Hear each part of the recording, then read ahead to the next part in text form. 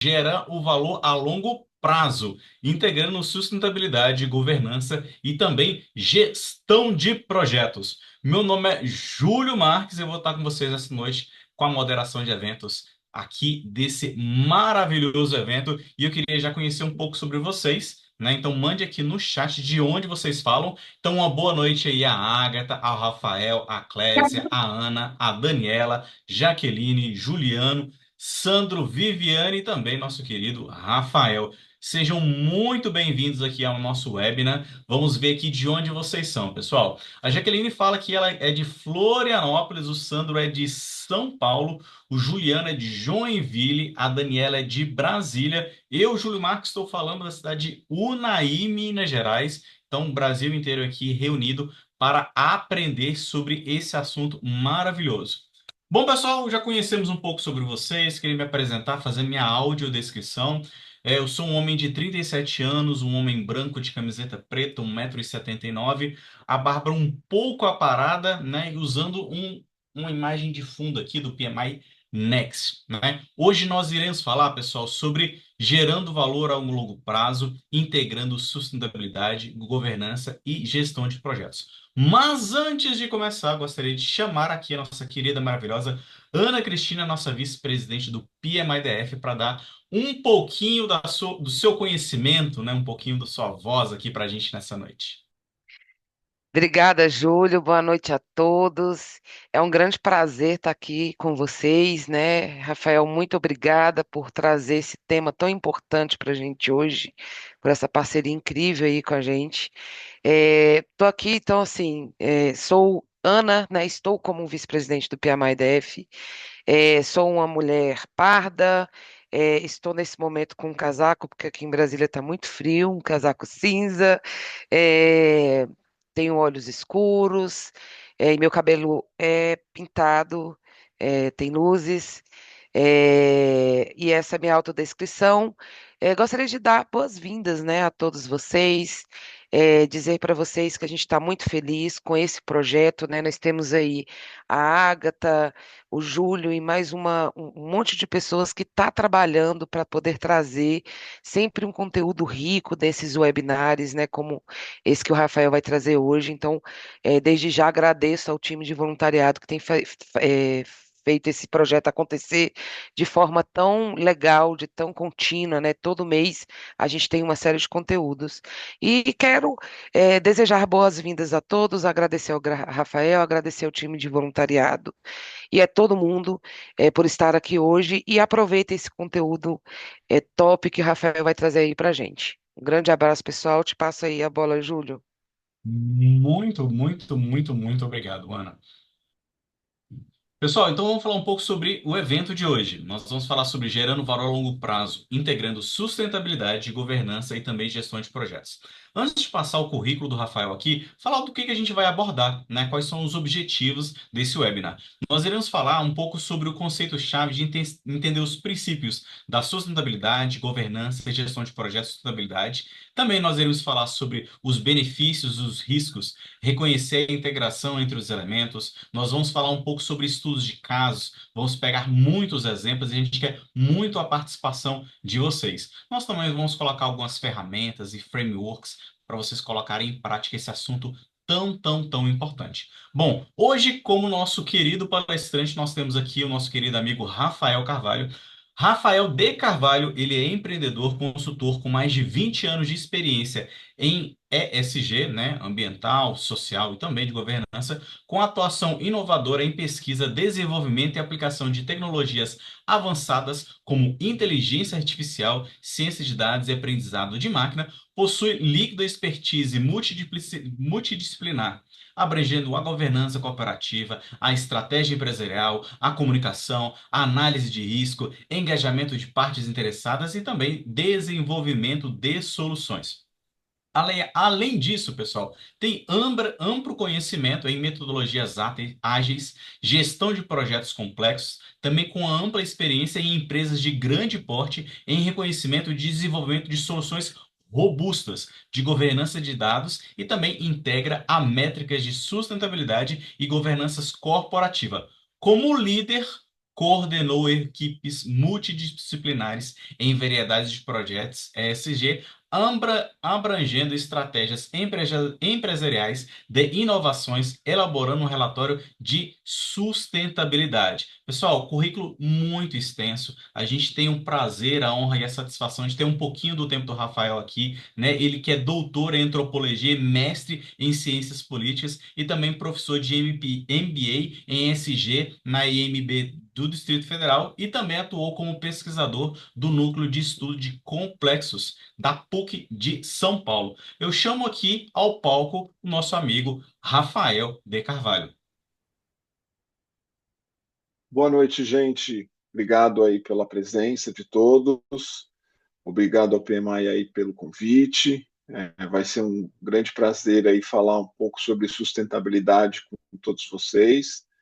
É, Bom, eu preparei para vocês, né, um conjunto de informações e de slides, mas a ideia é que a nosso papo seja assim realmente uma conversa, seja algo bem dinâmico e conforme vocês forem tendo dúvidas, fiquem à vontade de perguntar e de questionar. Estou aqui super à disposição para trocar com vocês. Acho que o objetivo aqui é gerar conhecimento, né? Tanto conhecimento de vocês, que também é um conhecimento extenso, é, para que a gente possa ter grandes insights aqui, grandes ideias no nosso tempo aqui, tá bom? Eu vou, eu gosto sempre de começar com um videozinho assim curto, só para a gente estimular um pouco o nosso pensamento. Acho que já compartilhou aí. Sim, já estamos vendo uma tela Sim, branca. maravilha. Então eu vou passar esse videozinho, ele tem 1 minuto e 33. Ele é a respeito de um livro que vem trazendo e vem proporcionando uma reflexão muito grande em como se pensar a economia e a teoria econômica, né? É um livro chamado Economia Donut, da Kate Howard, em que ele propõe rediscutir, repensar as formas de produção, a forma como a gente pensa e como a gente se relaciona com o nosso planeta, né? Porque sustentabilidade, sobretudo, é isso. Então, um pouquinho desse vídeo aqui e a gente volta a conversar.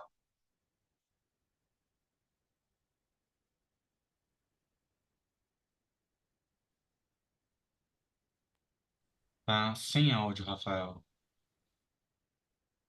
Opa, então vamos lá. Deixa eu voltar aqui.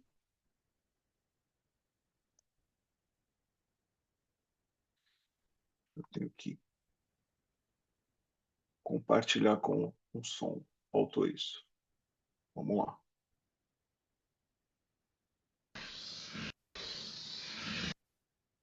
Deu certo.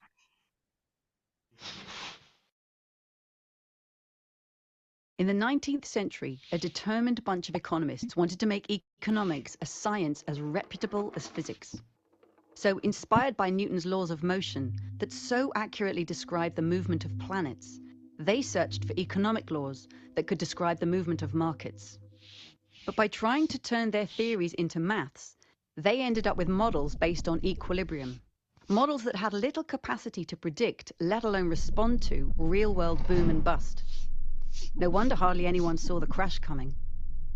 It's time to ditch the physics envy and embrace economic complexity with its spiraling feedbacks, emergent trends, and surprise tipping points. Through this systems thinking lens, we can start to understand our ever-evolving world, from the rise of the 1% to the collapse of ecosystems. And that's why 21st century economists won't think of themselves as engineers controlling the levers of the economy, but as gardeners, tending to and shaping the economy as it evolves. So let's take off the hard hat and put on some gardening gloves. It's time to get savvy with systems. And the question is this: how should that economic garden be designed?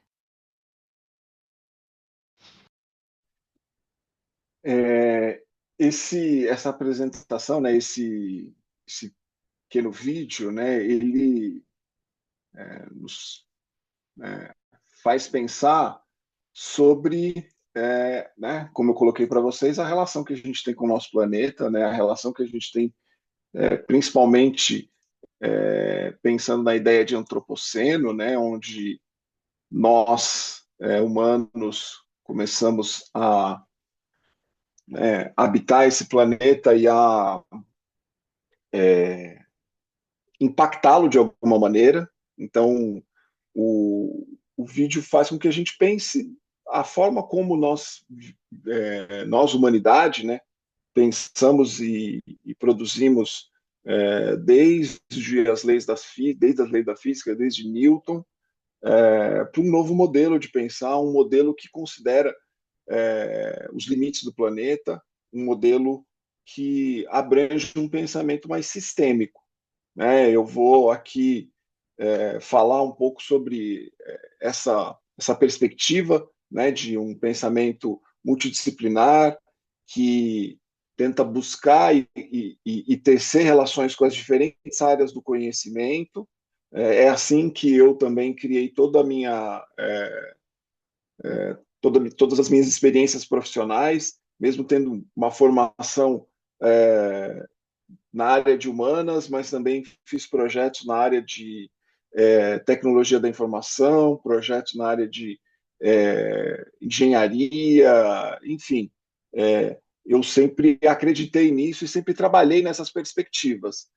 E a gente vai ver aqui que gerar valor de longo prazo e buscar integrar a sustentabilidade e os aspectos da governança são princípios de uma visão e de um entendimento mais multidisciplinar, mais sistêmico dos negócios. Tá?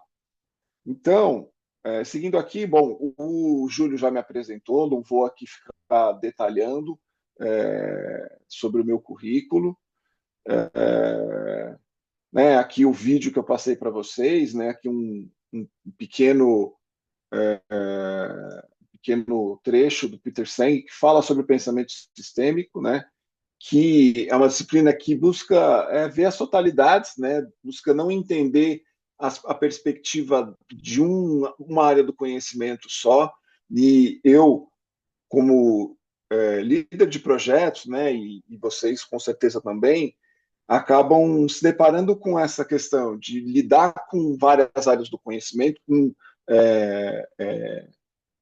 disciplinas diversas, e a gente tem que ter uma capacidade generalista de conhecer um pouquinho de cada, saber entender ali as necessidades de cada projeto, mas, sobretudo, enxergá-lo numa perspectiva de totalidade, né? Então, aí aqui né, assim, uma breve explicação do que é sustentabilidade, né? Não conheço vocês, então só para que a gente também faça um apanhado né, teórico do conceito, né? A ideia de sustentabilidade ela surge, né, numa perspectiva histórica, tanto de alguns desastres ambientais e da perspectiva de, né, finitude dos nossos recursos naturais, onde, num determinado momento, numa reunião de uma comissão da ONU, a primeira-ministra da Noruega cunha esse termo, que é o desenvolvimento sustentável, né, que satisfaz as necessidades do presente sem comprometer a capacidade das gerações futuras de satisfazerem as suas próprias necessidades. Ou seja, a gente vai produzir, vai viver, vai criar os nossos filhos, mas não vai exaurir os recursos do planeta a ponto das gerações futuras serem impactadas, né?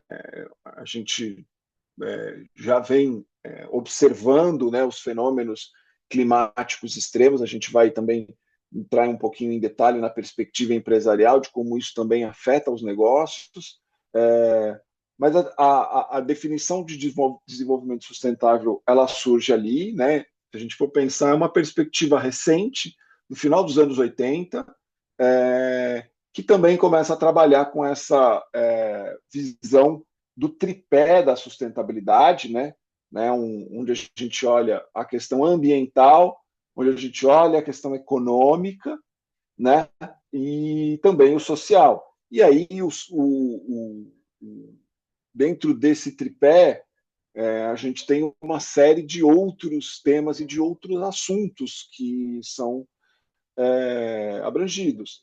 Né, a gente gosta de conversar, eu gosto sempre de falar que trabalhar, e quando uma empresa ou algum grupo econômico resolve ou aprofundar a sustentabilidade ou iniciar uma jornada de sustentabilidade, ele vai trabalhar sempre com um guarda-chuva extenso de temas e de assuntos.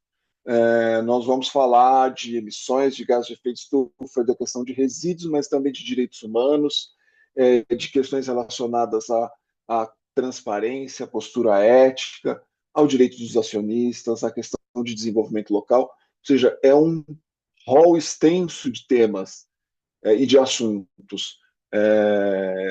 Eu já vi nas minhas experiências profissionais muitos profissionais e muitas empresas, né, principalmente consultorias, que têm profissionais que consigam dar conta de parte desse conhecimento. Mas ter algum profissional que consiga navegar absolutamente um conhecimento profundo em todos esses temas é um desafio que ele tem que ser constante, ele tem que ser diário, porque a gente está falando de um conjunto muito amplo de assuntos, de uma complexidade de temas. Por isso que eu trago e trouxe para vocês a perspectiva de um pensamento sistêmico, de um pensamento multidisciplinar, e que vai percorrer aí, eu entendo, e eu vou mostrar também um pouco isso para vocês, os desafios dos profissionais, seja de gestão de projetos, mas seja de qualquer área do conhecimento para o futuro. Né? É inegável, e a gente também vai ver isso, de como a sustentabilidade está inserida na agenda das empresas e da sociedade. E essa é uma agenda que cada vez mais vai se aprofundar. Tá? Para a gente seguir um pouco ainda nessa perspectiva histórica, nós estamos falando, né, de um primeiro passo que é dado, conhecido como investimento social privado, onde as empresas faziam aquilo que ainda se era conhecido como filantropia, um investimento específico para um assunto específico, ações pontuais, ações que são ainda muito direcionadas para questões muito relacionadas àquela empresa ou àquele negócio, e isso evolui para aquilo que se conhece a partir do começo dos anos 2000, 2010, da responsabilidade social corporativa. E aí vocês vejam que a gente sai de uma ação mais pontual, mas para uma perspectiva de responsabilidade, né? A gente vai falar um pouco sobre esse conceito, né? Que está muito dentro do conceito de accountability, né? Que é um conceito de as empresas também serem responsáveis pelas suas ações e pelo seu entorno, né? De um olhar mais corporativo do negócio, integrando as diferentes áreas de negócio e os diferentes impactos da empresa, né, para uma perspectiva de sustentabilidade corporativa que engloba, né, a atuação da organização e a relação constante com as suas partes interessadas, né, articulando esse diálogo com as partes interessadas, mas também dando conta dos seus diferentes impactos e das diferentes necessidades que cada negócio demanda. Tá? Então, se a gente for olhar numa perspectiva aí histórica, do começo dos anos, do final dos anos 90, né, do relatório Brundtland, né? O começo dos anos 90 com o investimento social privado, os anos 2000 com a responsabilidade social corporativa, e nos anos 2010, 2020 em diante, essa perspectiva de sustentabilidade corporativa, onde sustentabilidade está alinhada ao negócio, sustentabilidade sendo trabalhada como uma ferramenta de gestão, uma ferramenta estratégica, alinhada ao negócio, com indicadores, né? Aí que eu quero mostrar para vocês é uma maturidade, uma evolução da maturidade em relação ao tema, em relação ao assunto, de como as empresas e como as organizações trabalham, entendem e discutem e amadurecem esse tema internamente. Tá bom? Tudo bem até aqui? Alguma dúvida, alguma questão? Tudo certo aí, pessoal? Temos 20 pessoas aqui no nossos participantes. E eu queria um pouco de interação de vocês no chat. Quem vocês já trabalham nesse tema, né? Que poderia estar compartilhando com a gente também. Vai mandando no chat aqui, né? A gente quer muita interação de vocês aí, enquanto o Rafael vai conduzindo, tá? Por enquanto, a Daniela falou que tá tudo certo aqui, Rafael. Pode seguir. Tudo certo? Maravilha. Então, a gente vai seguir aqui. Eu vou passar também um vídeo. É o último, mas esse é um vídeo que ele acho que vai estimular bastante a nossa discussão e vai trazer de uma forma muito prática as questões da sustentabilidade. E acho que a gente está acostumado a olhar para os impactos, as questões relacionadas aos aspectos ambientais da sustentabilidade. Eu agora vou trazer um outro olhar, um olhar social. Eu, como venho, né, estudei antropologia, a questão cultural, a questão de costumes, de valores, e a gente vai aprofundar alguns outros conceitos relacionados à sustentabilidade. Tá? Deixa eu só ver se eu realmente coloquei com o som, né? Deixa eu ver aqui. Eu sempre. Agora foi com som. Então vamos lá. Hi! Impressive carrying skills, right? Deixa eu colocar a legenda aqui. Agora foi. Hi! Impressive carrying skills, right? I got some Bud Lights for us. So, I kept hearing about this thing called March Madness, and I thought we were all just having a hectic month, but it turns out it has something to do with sports. And I'm not sure exactly which sport, but either way, it's a cause to celebrate. This month, I celebrated my day 365 of womanhood, and Bud Light sent me possibly the best gift ever, a can with my face on it. Check out my Instagram story to see how you can enjoy March Madness with Bud Light and maybe win some money too. Love ya! Cheers! Go team! Whatever team you love, I love too. Deu uma polêmica essa época, hein? Exatamente. Alguém lembra desse vídeo? Era isso que eu Lembro. queria. Então, esse vídeo foi Vou muito. deixar os participantes ver se lembra o que aconteceu aí. Se ninguém fala, eu falo. Exatamente. Que bom que você já lembrou. Vamos aí, pessoal. Ninguém. Temos 20 pessoas aqui participando, né? Mande aqui no chat se vocês lembram qual que foi a polêmica que aconteceu nesse vídeo aí, ver se vocês lembram. O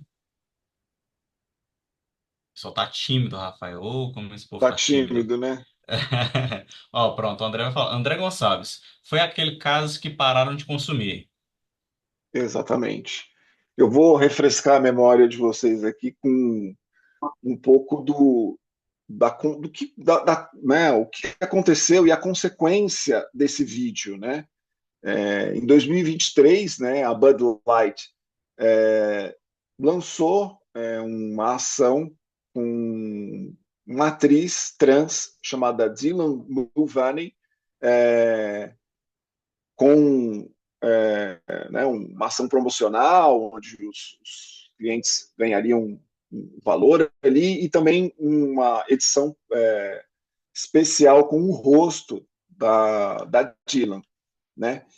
E esse vídeo, ele trouxe uma repercussão muito forte, né, com uma reação muito negativa dos setores conservadores nos Estados Unidos, que não gostaram de se sentir, de ver a sua marca, né, a sua cerveja identificada com uma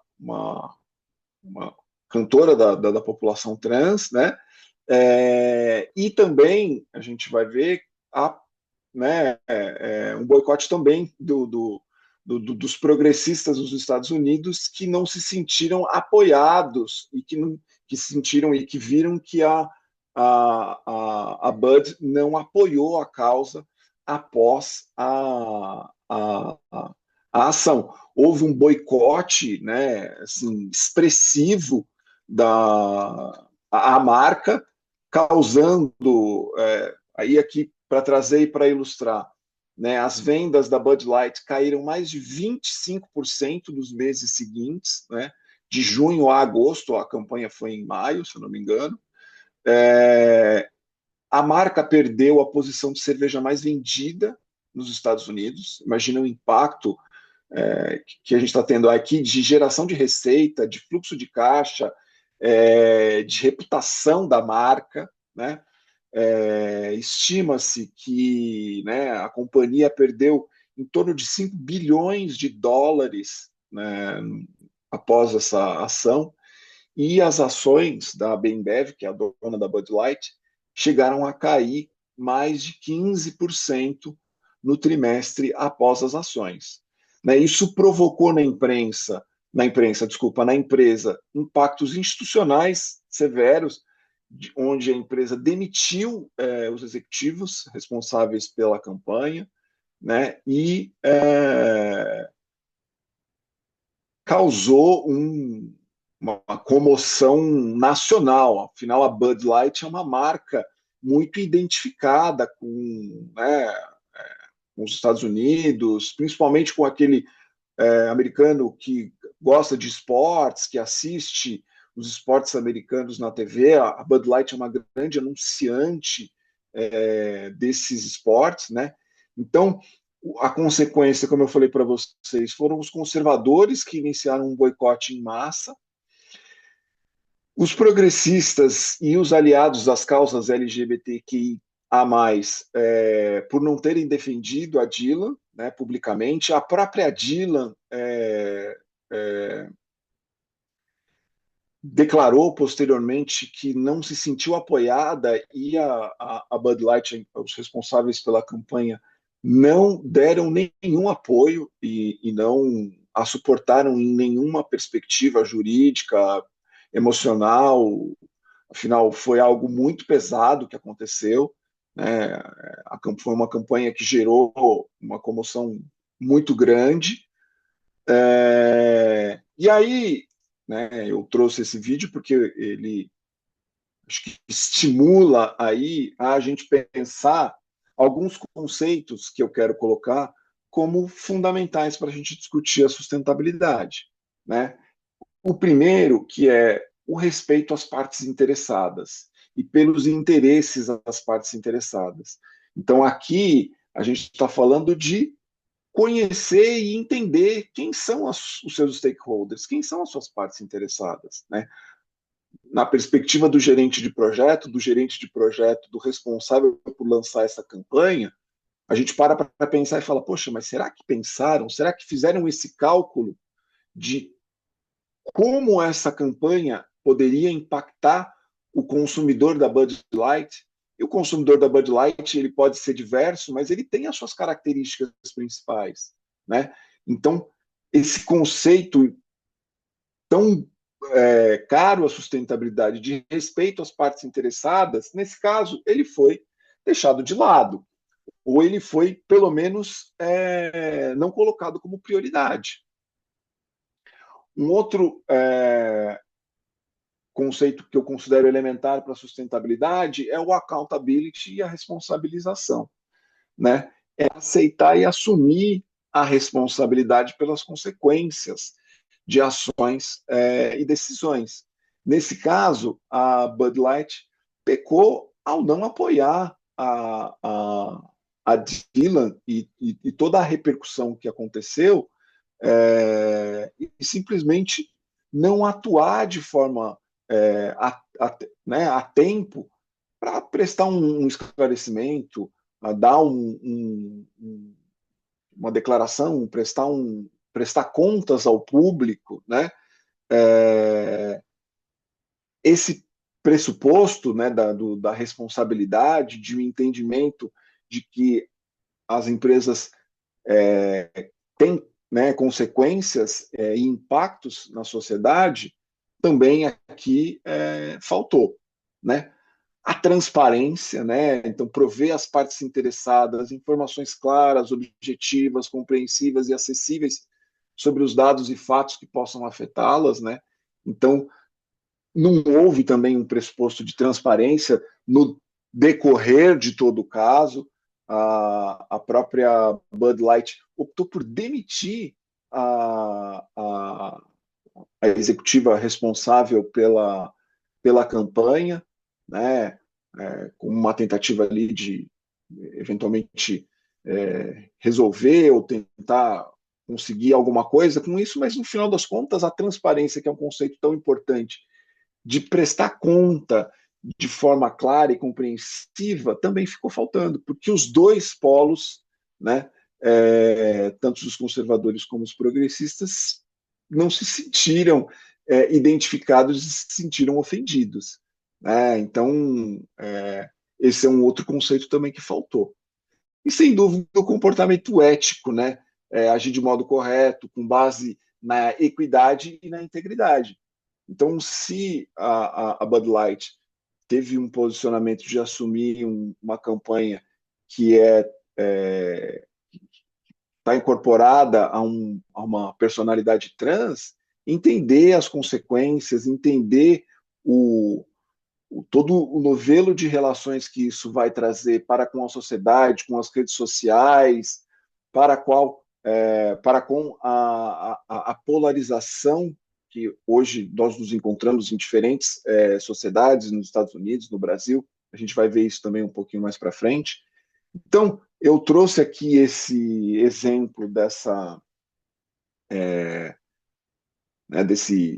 desse case da Bud Light como um case de sustentabilidade, né? E a gente está acostumado a ver cases, né, sempre dos cases, no caso, a gente acaba nem sempre, mas olhando até para esclarecer aqueles de impacto negativo, né? Há também os cases positivos, mas para fazer com que a gente pense sempre olhando para as questões ambientais, dos desastres e consequências que nós tivemos de alguns casos aqui no Brasil e no exterior, mas os sociais eles acabam sendo um pouco perdidos e um pouco deixados de lado.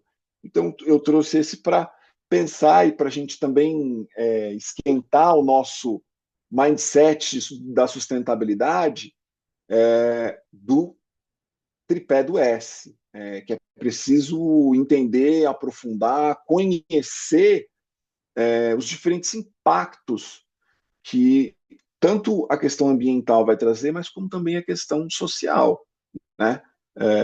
Então, esse vídeo veio nesse sentido. Vou seguir aqui agora trazendo uma perspectiva de visão de negócio, olhando essas 3 publicações que aconteceram no começo do ano, né, que elas foram apresentadas na reunião do Fórum Mundial de Davos. Júlio, quer fazer uma pergunta? Só ler o chat aqui. O Jonathan tinha comentado aqui que recentemente a marca Jaguar também sofreu pelo mesmo problema, né, de rebrand, né? O problema de rebrand vai além do tema. Com certeza, com certeza.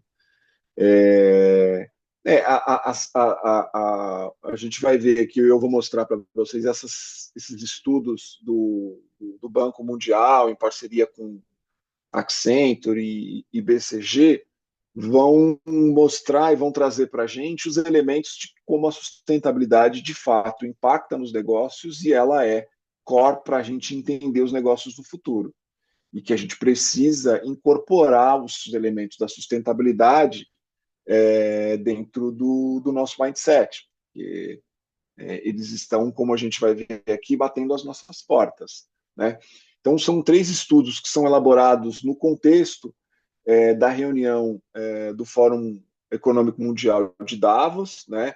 São todos estudos patrocinados pelo Banco Mundial também, então fica aí qualquer capacidade, né, de insustentabilidade, né? São instituições de mais alta respeitabilidade, que são feitas pesquisas com os principais executivos do mundo, né, com os principais CEOs das principais empresas do mundo.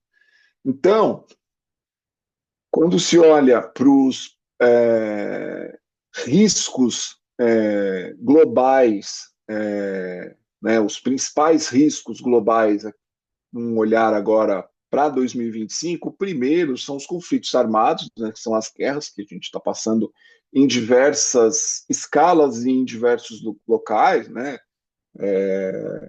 Mas vocês vejam que os eventos extremos, climáticos extremos, eles já são ali o segundo mais importante, né? As mudanças dos sistemas da Terra também, a polarização social como um aspecto do S também, é um item também muito relevante, e a desinformação, as fake news, além de outros aspectos. Aqui a gente vai... Eu acho que, pelo menos, eu acho que parou de compartilhar para mim. Parou? É, Opa, então vou voltar. deixa eu ver aqui. Voltei? Pronto, agora deu certo.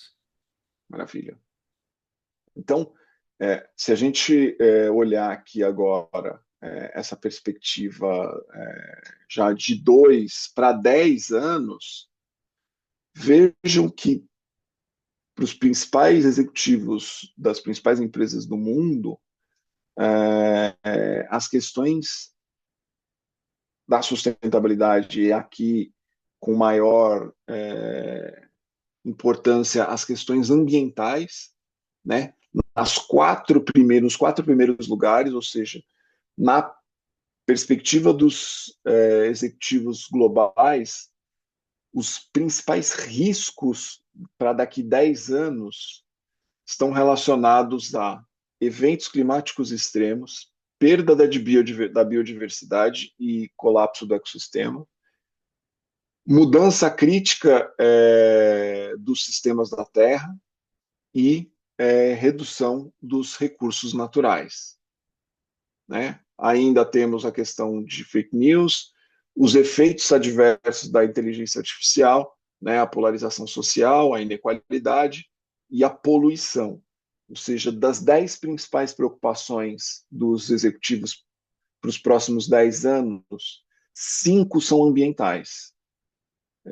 Vejam como a sustentabilidade ela está de fato no mindset e no radar dos executivos, né? Eles já colocaram isso como um aspecto que vai nortear eles para o entendimento e o futuro dos negócios. Então, acho que assim, mais claro do que isso.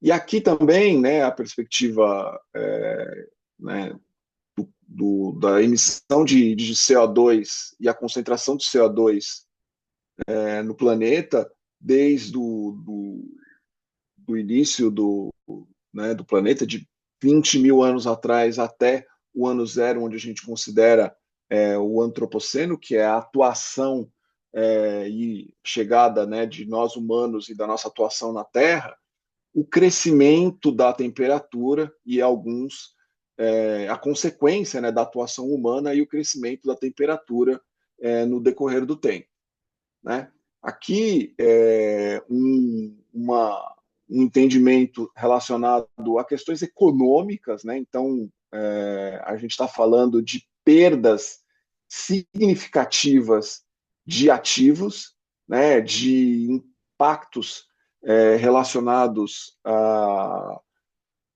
ativos, redução de lucros, e a gente está falando aqui de casas, né, de valores expressivos, e a gente está falando de daqui 10 anos, né, em setores, né, mais uma perspectiva mais conservadora e uma perspectiva menos conservadora, mas a gente está falando aqui de 10 anos de 610 bilhões de dólares, ou seja, é um valor realmente expressivo, a gente está falando de muito dinheiro, não é pouco, né? Como as mudanças climáticas vão impactar nos negócios.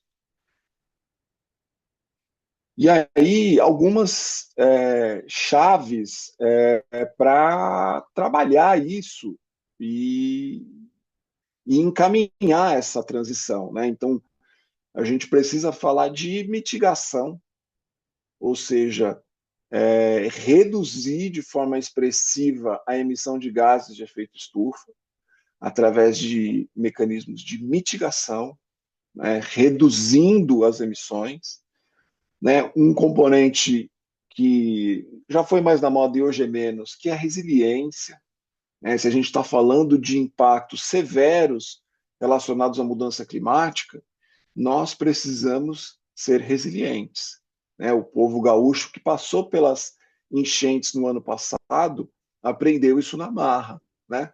Para a gente conseguir acomodar e recuperar e se recuperar diante dos impactos que as mudanças climáticas vão trazer. E um outro tópico também importante é a adaptação, né? A gente está falando de adaptar, de mudar, como eu coloquei no vídeo para vocês no começo da nossa conversa, né? De transformar o nosso mindset, de mudar a forma como a gente pensa para sairmos de economistas tradicionais para jardineiros do planeta, onde nós vamos irrigar, nós vamos adubar os negócios para que eles tragam recursos, né, para nós, para o planeta, para as pessoas, recursos financeiros, mas também recursos regenerativos, né, de recuperação de parte da biodiversidade que já se perdeu, né, de processos de fato adaptativos, né, que buscam também captar oportunidades desse modelo de negócio. Então, se a gente está falando de um modelo de transição energética, de ter mais, né, de dar privilégio, de privilegiar a geração de energia renovável, a gente está falando de um processo de transição, né? O Brasil é um país que ele né, de maioria de geração de energia renovável através da fonte hidráulica, né, das usinas hidrelétricas. Mas muitos países ainda são dependentes de fontes não renováveis. Então, como fazer essa adaptação? Quais são os mecanismos? Né, o que é preciso ser feito do ponto de vista também de políticas públicas? Né? Esses três grandes definições, grandes temas também, ao ler esses relatórios, me chamaram a atenção para destacar aqui para vocês, né? E aí aqui eu trouxe também né, um infográfico aqui das principais consequências da mudança climática, né? A gente está falando de extremo calor, né, de enchentes, de secas, de incêndios, né? A gente tem visto aí, poderia ficar aqui citando alguns desses efeitos ao redor do planeta e alguns aqui também no Brasil, mas é para destacar que eles, na projeção dos cientistas e na projeção dos grandes executivos, eles vão acontecer. Então, como que nós vamos atuar para sobreviver, né, sobretudo, mas também remodelar a nossa economia, como remodelar os nossos modelos de negócio, os nossos projetos, do nosso entendimento do que pode ser um projeto, do que deve ser um projeto. Quer perguntar, Júlio, alguma coisa? O Jonathan está falando no nosso chat aqui, ele tem uma pergunta, vou ler a pergunta do Jonathan aqui. Pergunta para o final do tema, né? Você concorda que o tema sustentabilidade virou mais um certificado ou oportunismo de mercado onde empresas possam continuar no mercado e que, de fato, elas não praticam 100%, sendo que o foco de qualquer empresa é crescimento? Ou seja, o impacto da maioria das vezes é maior do que a prevenção ou recuperação sustentável. Olha, Jonathan, a questão da sustentabilidade, eu diria que ela está ainda distante de ser uma certificação, porque há ainda também uma falta de padronização de frameworks relacionados à sustentabilidade.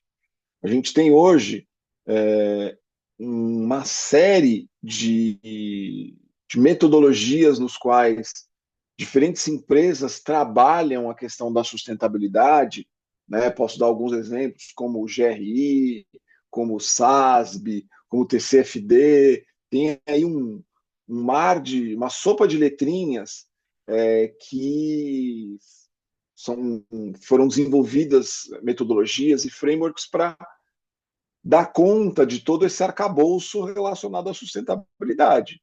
Como eu falei para vocês, são muitos temas. O que eu tenho visto, na verdade é uma questão até mais do que de percepção, é que hoje há uma mudança até na perspectiva regulatória da coisa, né? Durante muitos anos, as empresas atuaram no sentido de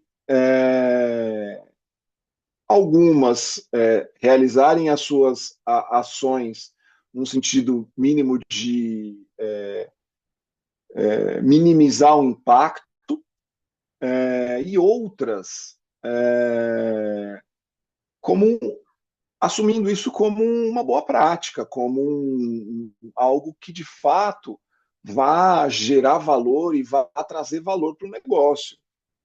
Acho que tem cases de empresas como a Natura, existem também exemplos de projetos da Unilever. Estou tentando usar grandes empresas que são exemplos globais, onde isso aconteceu numa perspectiva de fato, da empresa enxergar valor e, de fato, gerar mais valor econômico e de gerar valor para os seus públicos de interesse, além dessa questão puramente econômica, né? Tudo isso para dizer que, eu nem coloquei isso na apresentação, mas depois eu posso incluir, existe uma normativa da CVM, que é da CVM 193, que diz respeito à obrigatoriedade das empresas em relatar as suas ações de sustentabilidade, mas ir além, estabelecer critérios financeiros e econômicos para os seus impactos e para as suas oportunidades relacionadas à sustentabilidade. Então, trazer para a lógica contábil os aspectos da sustentabilidade. Então, isso traz um entendimento de que sustentabilidade já não é uma questão de certificação, é uma questão que ela impacta diretamente o modelo de negócio da empresa. Entendeu? Uma empresa do setor de mineração, Se ela não olhar para a questão de mudança do uso do solo, se ela não for olhar para a questão de secas prolongadas, ela vai afetar o seu próprio modelo de negócio no longo prazo ou no médio prazo. Então, a gente está saindo de um cenário de um entendimento de que a sustentabilidade é um selo, é uma certificação, existem vários modelos, para um cenário onde a sustentabilidade ela está atrelada aos modelos de negócio, à análise de risco das empresas, às oportunidades de crescimento, porque isso vai estar atrelado ao balanço contábil. E isso é uma normativa da CVM, então a gente está falando de regulação. Né? Não é a empresa vai fazer isso porque ela acha legal fazer, ou porque ela entende que se ela fizer isso vai ser melhor para o negócio dela. Não. É o Estado dizendo que você empresa, precisa fazer. Então, eu diria que a coisa está indo mais para esse caminho, sabe? É, todo, toda evolução que a regulação e os modelos de reporting e de financeiro contábil também, que a União Europeia vem fazendo nos últimos anos e que deu também arcabouço para esses modelos de incorporação da sustentabilidade no modelo financeiro contábil, é para, de fato, não ter mais esse tipo de distinção relacionada à sustentabilidade como algo, sabe, um selo ou algo. Ela está, de fato, inserida nos negócios, ela está, de fato, impactando no futuro no futuro das empresas. Tá? Então, aqui, só seguindo aqui o fluxo, aqui é um entendimento de que, como a ciência entende a evolução da quantidade, dependendo de quantos graus o planeta aumentarem o aquecimento global se tornar cada vez mais severo, as consequências em larga escala que aconteceriam, a gente está falando de 300 milhões de pessoas na Índia, a gente está falando de impactos econômicos assim significativos, com ondas de calor que podem gerar danos e impactos na saúde pública em larga escala. Tá? Então, a perspectiva da ciência em relação à mudança climática, ela não é muito otimista caso a gente não consiga transformar esses modelos e a gente não consiga transformar esses riscos da mudança climática em oportunidades. E é aqui também um entendimento de como que os impactos climáticos vão trazer localmente, regionalmente e globalmente. E aí a gente está falando de muitos impactos, de redução de lucros empresariais, de escassez de recursos natural, de violação de direitos humanos, de desordem civil, de desemprego em massa, enfim. São consequências aí significativas. A gente está falando de modelos de negócio que serão extintos ou não, se não forem considerados os aspectos da sustentabilidade. Alguma questão, alguma pergunta aqui até agora? Tinha sido só a pergunta que o Jonathan fez. Acredito que a gente pode seguir. Vamos seguir, então. Então, o que tudo isso tem a ver com o meu projeto, com eu como um gestor de projeto, um líder de projetos, como o meu projeto se relaciona com a sustentabilidade? A gente está falando, então, de governança. A governança é um aspecto essencial para a gente pensar a sustentabilidade, para pensar a gestão de projeto. de assumir, e as lideranças assumirem responsabilidade sobre os compromissos e as questões relacionadas à sustentabilidade, né? Então, um projeto ele tem impactos relacionados à sustentabilidade, é preciso entendê-los, é preciso mensurá-los e é preciso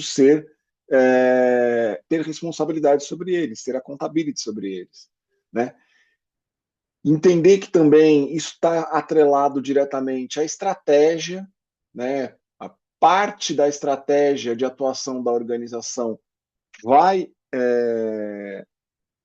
vai se relacionar com a sustentabilidade através do engajamento com as partes interessadas, né? Do diálogo multissetorial e, como eu falei para vocês, as ferramentas para monitorar, né? Então, possuir métricas relacionadas à sustentabilidade que possam ser acompanhadas para que possam ser prestados, para que se possa prestar contas em relação a isso, numa perspectiva transparente, né, de entendimento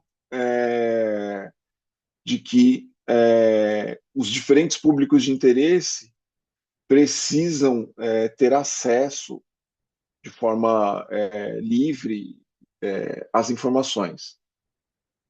Aqui, eu pesquisando um pouco sobre, né, a questão de gestão de projeto e sustentabilidade, eu me deparei com esse documento aqui do Project Management Institute. É um documento que eu peguei no site global de vocês, que traça, né, caminhos de como realizar um projeto de sustentabilidade, como realizar um projeto olhando para as questões de sustentabilidade. Então, tem um standard específico sobre isso, né, onde ele vai estabelecer alguns temas, alguns critérios, algumas definições, e que eu analisei eles, mas também propus alguns outros aqui na apresentação aqui que eu montei para vocês. Tá? Então, um primeiro passo para a gente integrar a sustentabilidade no ciclo de vida dos projetos é realizar um due diligence ESG, ou seja, é realizar uma análise preliminar de riscos e oportunidades. Né? Entender os diferentes impactos, tanto do ponto de vista ambiental, social e de governança. A gente voltar para o caso da Bud Light, não foi feita uma análise de risco em relação à percepção dos stakeholders, a percepção do consumidor específico. Né? Se tivesse sido feita uma análise de risco, ou se é que ela foi feita, ela não foi considerada ou não foi levada adiante, deveria ter sido levantado, e se tivesse sido feito, teria sido levantado efetivamente o risco relacionado a fazer uma campanha né, nos moldes em que ela foi feita para um público que tem as características que tem, né, sem julgamento de valor. É preciso entender o risco e a oportunidade. É preciso entender aonde isso pode impactar para o negócio, né? E um engajamento antecipado dos stakeholders. Mapear as partes interessadas, desde o início, entender no ciclo de vida do projeto quais são os diferentes stakeholders que vão estar expostos aos impactos do projeto e uma definição de um propósito socioambiental. Busca alinhar o propósito de geração de valor do projeto a algum ODS, a algum indicador de sustentabilidade, porque a gente vai ver que isso traz, de fato, benefícios. Então, um due diligence ESG, o que é? É entender quais são os riscos ambientais relacionados. A gente está falando de emissão de poluentes, está falando de consumo de recurso natural, a gente está falando de impactos relacionados à mudança climática. Se a gente for olhar na questão social, tem impacto na comunidade, tem algo relacionado a direitos humanos, a questão de saúde e segurança, né? Os riscos de governança. Eu dei um curso essa semana, inclusive, para uma universidade, para a FAAP, né, que fica aqui em São Paulo, né, eu estou aqui em São Paulo, onde, né, é um outro perfil, é um público diferente do de vocês, e para eles têm uma dificuldade ainda de entender, né? Eles estão na universidade, estão entrando no mercado de trabalho, entender a questão da governança. E aí eu dei alguns exemplos relacionados aos processos relacionados à Lava Jato, né, e as empresas que foram envolvidas né, em toda essa narrativa. E a questão da governança fica muito clara aí, né? A gente está falando de questões como integridade, regulações locais que precisam estar em conformidade, bem como as internacionais. E para que a gente também não caia, né, nessa perspectiva de que sustentabilidade eventualmente é só custo, né, é só algo relacionado a impacto negativo, a sustentabilidade também é um caminho muito profícuo para oportunidades. O setor elétrico está aí e existe uma série de oportunidades relacionadas à geração de energia renovável, né, de geração de energia solar, de energia eólica, né, bem como também processos de reciclagem, reutilização, né, onde produtos ou resíduos são reaproveitados e, eventualmente, custos são minimizados. Então, a sustentabilidade ela também tem um viés de oportunidade, né, de inclusão social, de geração de renda, que trarão impactos diretos ou indiretos para o negócio. Então, uma ferramenta útil é ter um checklist inicial. Meu projeto, como que ele se relaciona com a sustentabilidade? Ponto de vista ambiental, o que pode acontecer? Que impacto que pode ter? Social, de governança, né? Mapear isso e olhar. E aí aqui existem algumas metodologias, como eu falei para vocês, tem uma norma ISO, a ISO 26000, o GRI, o IFC, que é um conjunto de indicadores do Banco Mundial que também ajudam bastante a desvendar para quem ainda não tem muita familiaridade com os temas relacionados à sustentabilidade, como enxergar isso no dia a dia de um projeto. Né? O engajamento antecipado das partes interessadas, né, para antecipar essas expectativas e entender os possíveis riscos e oportunidades e criar uma matriz de stakeholder, né, onde a gente consiga, e aí é uma questão de exercício de prioridade mesmo, que pode ser revisado e deve ser revisado com o tempo, de nível de influência e de interesse de cada stakeholder. Então, se a gente voltar de novo para o caso da Bud Light, um projeto como aquele de lançamento daquela ativação, um mapeamento de stakeholder antecipado e uma definição de influência e interesse para cada público de interesse já traria ali, já desvendaria possíveis riscos que aquela campanha poderia trazer, né?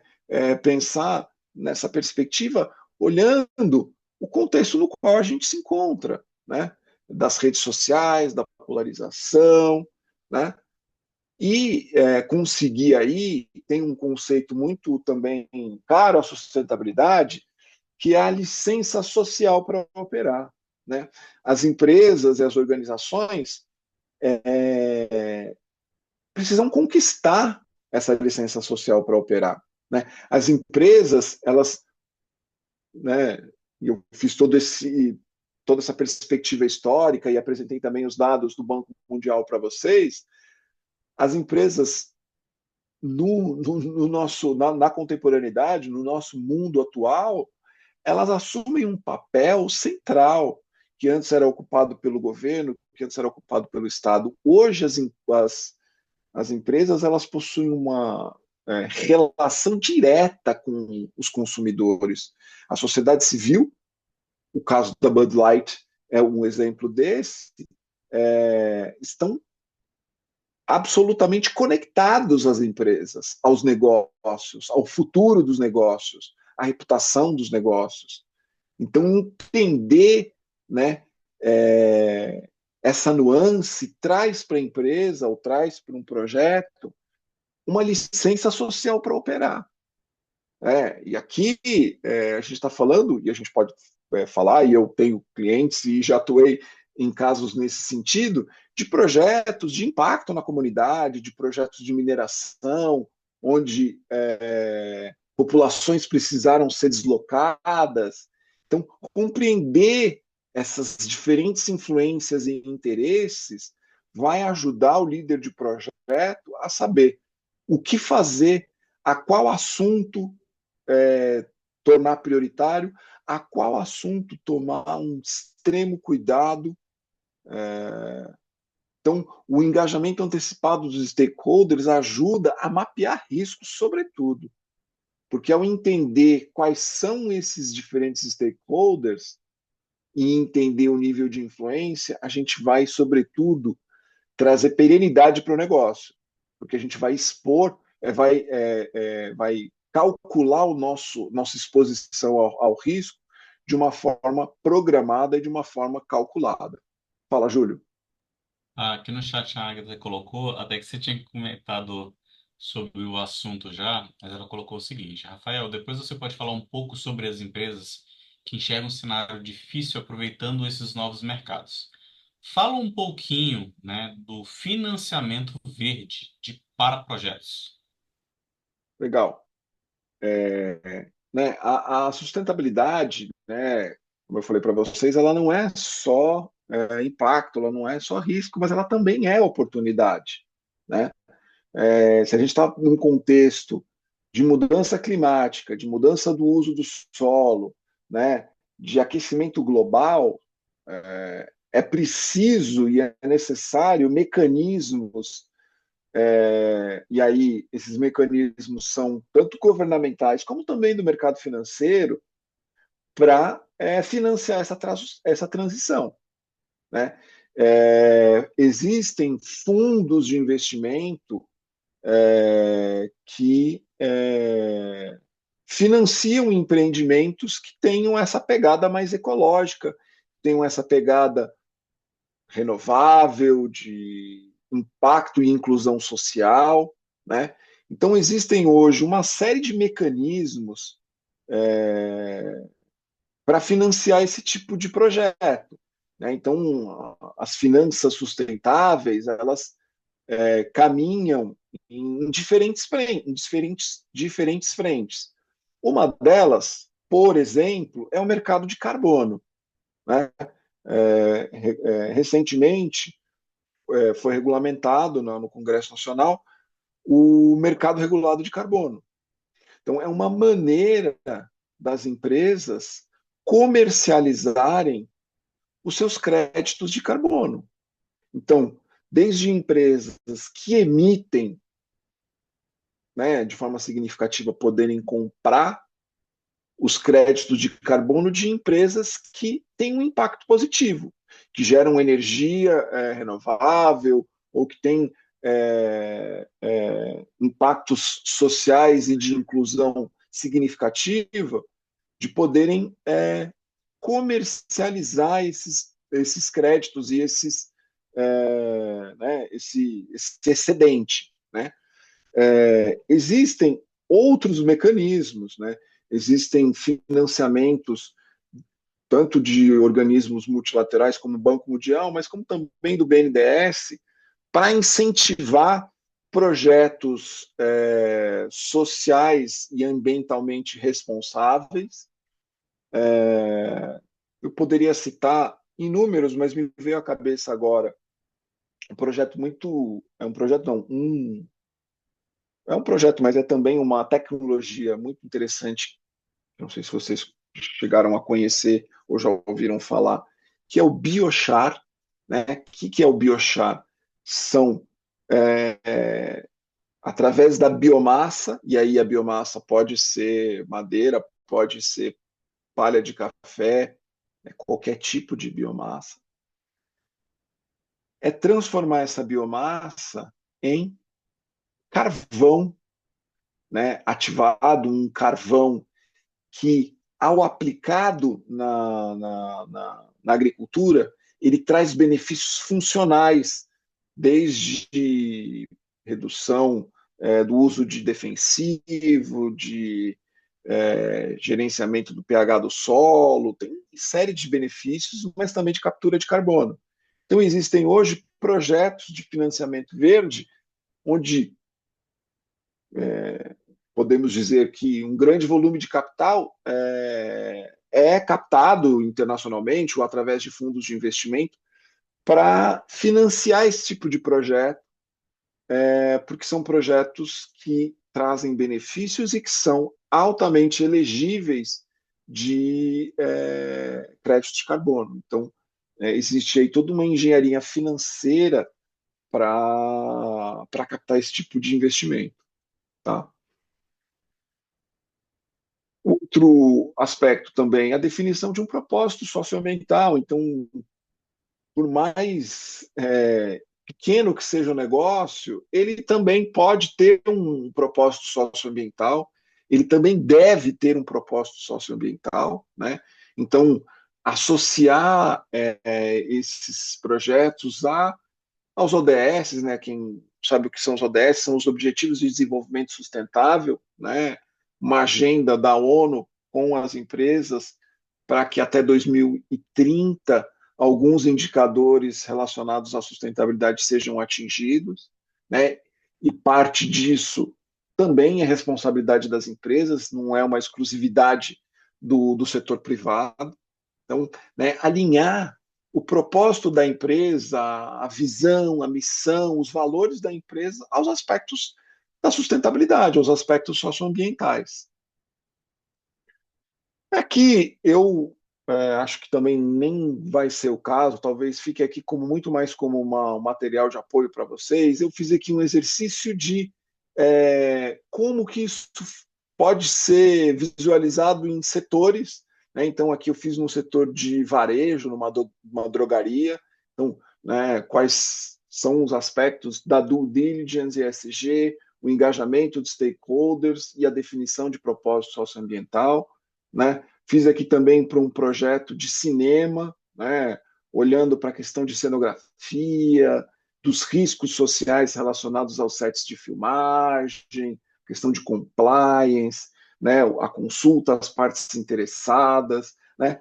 Vejam como eu estou tentando aqui trazer para vocês que, independente do negócio ou do ramo,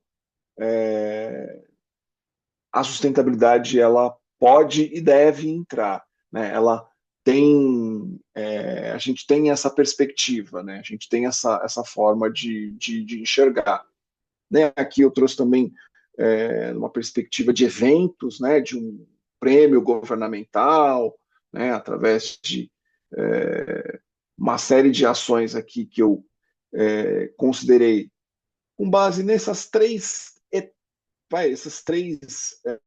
etapas fundamentais de due diligence, ESG, engajamento de partes interessadas e definição de propósito socioambiental. Né? Aqui também o caso de uma mineradora, que é um caso mais tradicional de sustentabilidade, de como aplicar os conceitos ESG a um projeto de lavra. E aí aqui, avançando um pouco mais, né, buscando já integrar de fato a sustentabilidade dentro do ciclo de vida do projeto, né, planos de gestão ambiental e social integrados ao cronograma do projeto, critérios de seleção ESG para fornecedores com base em critérios internacionais como a ISO 14000, que é uma ISO específica para trabalhar a questão de sustentabilidade com fornecedores, o selo B, não sei se vocês conhecem também, o sistema B é também um framework ESG que certifica empresas e que busca multiplicar as iniciativas ESG dentro das organizações, tá? E aí também olhar questões de design sustentável, buscando planejar os projetos, buscando materiais recicláveis, buscando reduzir emissões durante o ciclo de vida do projeto. Olha, o que a gente pode fazer para que o nosso projeto emita menos carbono ou que tenha uma eficiência energética. Se a gente trabalhar de casa, também dá para fazer, é possível iniciativas para que a gente consiga integrar os aspectos da sustentabilidade ao ciclo de vida do projeto, tá?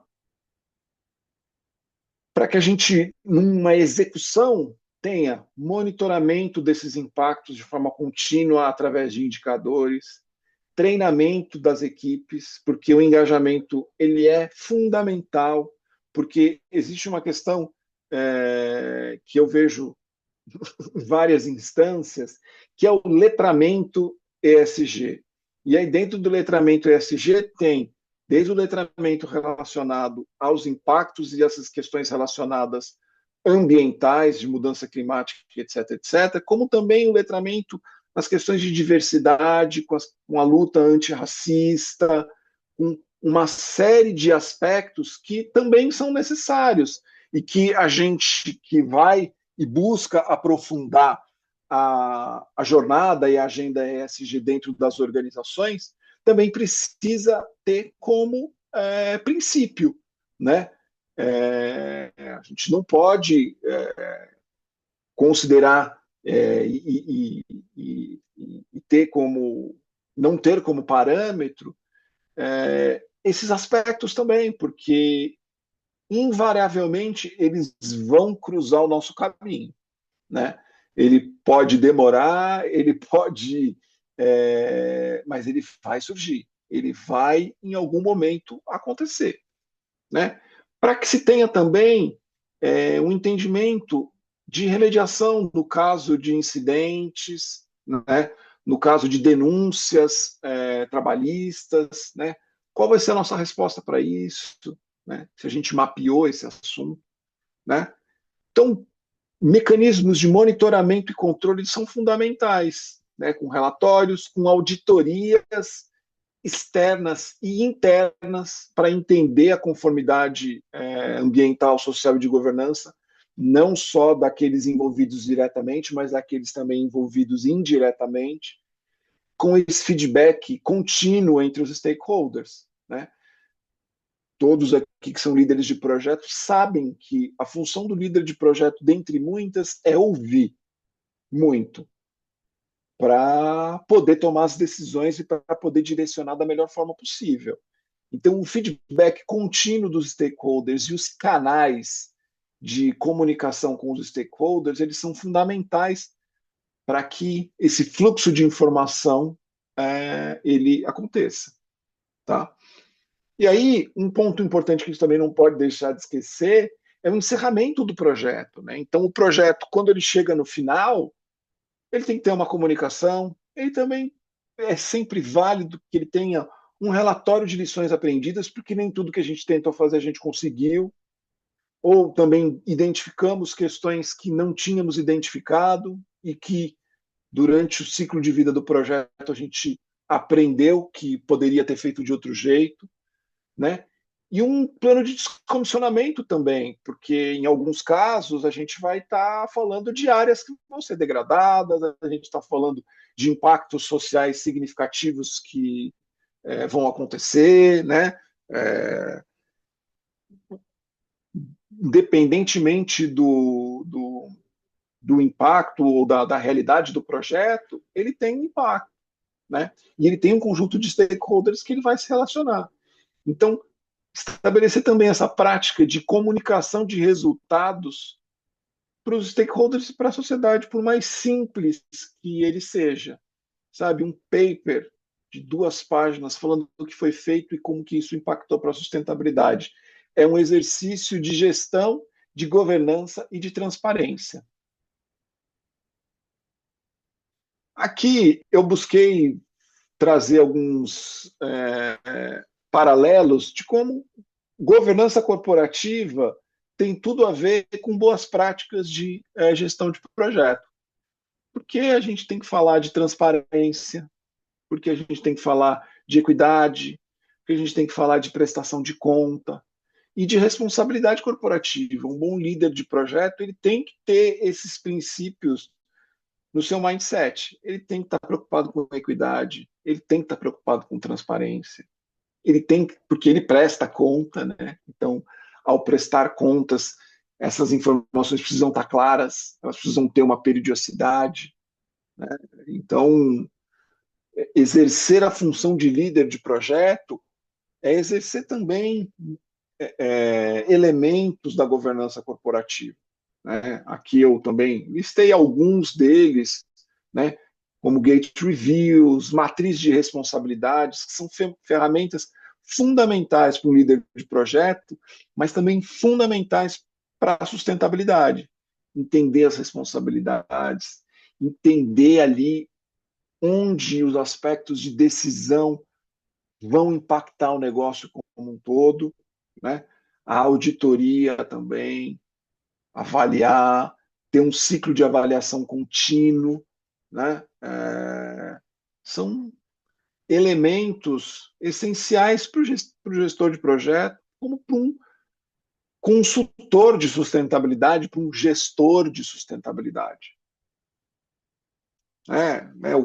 Quais são as consequências disso, né? Um alinhamento estratégico, a gente seguindo esses princípios, a gente sempre vai estar alinhado, né? A gente vai mitigar risco, a gente vai aumentar a confiança dos stakeholders, vai melhorar a performance do negócio como um todo, né?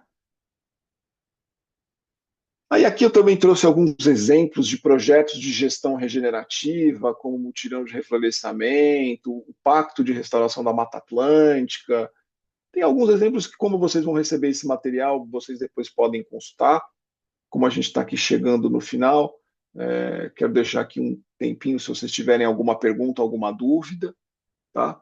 Então, né, algumas ferramentas aqui que eu também indico a vocês, o GRI Standards, a ISO 26000, o SASB, o TCFD, o IFRS, a A1000 e o PMI P5, que é esse standard para projetos de sustentabilidade, para gerenciamento de projetos sustentáveis, que eu também achei muito bacana sugerir para vocês. E aí, como encerramento, é pensar, né? A integração entre sustentabilidade, governança e gestão de projetos é essencial para a gente gerar valor de longo prazo, para a gente ter perenidade nos negócios, né? E as organizações devem alinhar esse propósito com estratégia e execução, né?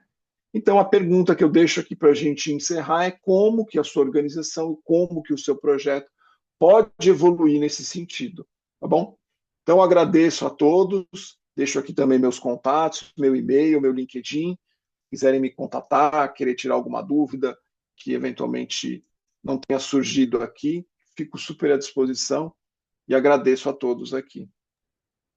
Maravilha. Rafael, você compartilha para a gente, mas você foi bem rápido do frameworks aí, eu acho que o pessoal gosta muito de ferramentas. Então, Claro. me fala aí para a gente quais são as ferramentas que você mais utiliza no dia a dia. As ferramentas de sustentabilidade, você diz? Isso, você colocou rapidinho o frameworks, eu acabei que não foi bem rápido, eu não vi. Quais Olha, ferramentas e que você utiliza no dia a dia? Olha, eu diria que o GRI, que é o Global Reporting Initiative, é um framework de sustentabilidade que ele é bastante amplo, tá? Ele, como a sustentabilidade, ele tem muitos itens e aspectos, mas ele é amplo o suficiente para qualquer projeto ou qualquer negócio conseguir encontrar pelo menos ali um conjunto de itens que vão conversar com a sustentabilidade, né? Eu acho o GRI uma ferramenta muito interessante, principalmente para reporte de sustentabilidade, mas também como para gestão. A ISO 26000, né, é uma ISO voltada para a questão da sustentabilidade e responsabilidade social, também é uma ferramenta bacana. O SASB, que é o Sustainability Accounting, não lembro mais o restante, é um conjunto de frameworks, indicadores que conversam especificamente com setores. Então, se você está num setor específico, veja lá quais são os indicadores que o SASB estabelece como materiais e relevantes para o seu negócio. Então, eu ficaria com esses aí que já são suficientes. Maravilha. Pessoal, temos aqui 17 pessoas no chat, né? Queria agradecer que cada um de vocês está aqui.